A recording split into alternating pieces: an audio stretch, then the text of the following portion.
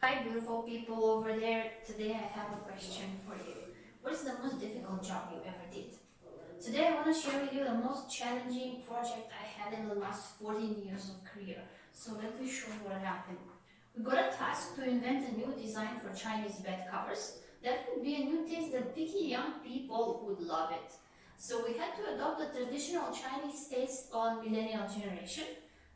Let's name the target customer board teenager. So we all know that Chinese young people have a strong sense of national identity and the virtue to appreciate Chinese beauty, but today they follow Facebook, they follow Instagram, they travel a lot, so we can feel the sense they need a freedom and freedom of speaking, and they want the product to be more simple.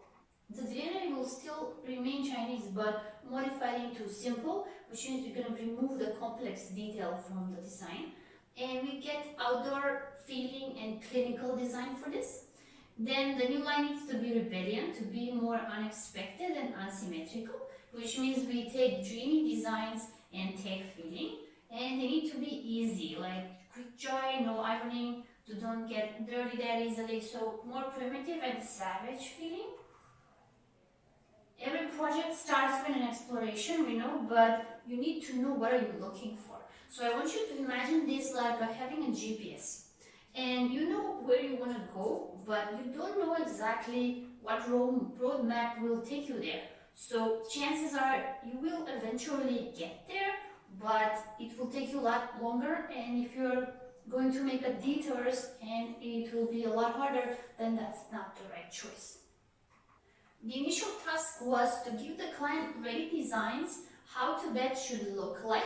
So we should combine photos from pillow, duvet, down sheet, environment details, and there was no mechanism to demonstrate the final design without just copying existing images. It would just look like a collage from different mismatched photos in one place, and still you can get the visual clear image how the final design of a bed set should look like. So the client needed hundreds of different combinations, and the deadline was just 1 month, and we needed a formula. We started online with market research, checking shop by shop in the most iconic malls, but we couldn't sense that fresh energy in the product on the market that gave us inspiration. Right after, we started cooperating with Trend Library, checking endless trends in a different industry, but they all kind of looked totally dissembled and we lost the focus. So we needed a clear direction which way we could go further. After spending 2 weeks of endless searching of thousands of images of modern bedding, we finally started noticing some repeating patterns like these pom-pom hangers on the bedding. As you can see, they're marked with yellow. And in this situation, it's best if you, when you create a new style, you are basing it on already existing popular trends that are, example, like eclectic design that have a roots. So if tomorrow you want to spread the guidelines, or you want to modify it, you have existing established sources that are safe for use and available. So they have many examples and they're already proved in practice. So take something that already exists and combine it or modify it to have source. People will always be your greatest teachers. So before you start working on something new you haven't done by now, it's just best to ask an expert. We cannot in 1 week get an experience that some person have in decades of portfolio, or we cannot have his network, we cannot have his resources, his mistakes that he's done years by now. So most valuable source before starting any new project is just ask someone who's really good in this area, and he will give you directions how to work and what to pay attention to. So it will save you a lot of time and you will get better results. We consulted this amazing Spanish designer that is based in Shanghai, Jordi Dedo, and this was his advice. You should give the client few styles that cover different tastes, but they all need to be from one family. So you need to choose just one category. Example, either going to be evolution of design, either going to be history of art, or he recommended us to find some interesting folks. Like his advice was to take motif from most exotic cultures in the world, like Egypt, tribal, Persian, Swiss, Barbarian. So our category was folk. Then, if you can see, example, the Bavarian is having another subcategories like Dutch, Egypt, Nordic. Further, we took the Nordic to add wild spirit into the old Chinese traditional style. And how we got the ideas? To get a clear direction of the Bavarian culture, we analyzed famous landscape, building sites, scenes in different regions and cultures, especially folk and art shapes. So we can understand how these people were living and what they believed in, and we can get the feeling how to design further. By the photos you can sense the Bavarian spirit that is more naughty and aggressive. From here we got the idea that we need to make a design playbook, not just a plain ready designs. So we set a clear guidelines to help our designs customers team to design how to design the new collection. So instead of giving them just something done, we provide them the freedom to make endless combination from the same type that have the same DNA. And the first line we created was New Chinese. Then we added Nordic simplicity, we extract the details, and we got New Chinese simple style. We can see that iconic fashion brands like Gucci, like Dolce & Gabbana are massively using Chinese patterns in their latest collections. So we took typical Chinese elements and we reduced their complexity by removing the color and the details. Example, this popular jacket in the States, it costs 50% of the average American salary, and we take it like a motif what young people global like. As a replica of this high demand jacket, we applied Chinese handwork on a wood material like bed covers over soft thin jeans, and the other combination was rough linen with Chinese ribbons and Chinese silk that is very rich color coming in the heart of the pillow, and you can see it only from the side of the pillow in a shape of a surprise. If you use Chinese pattern, and especially if that's a large area, it needs to be monochromatic.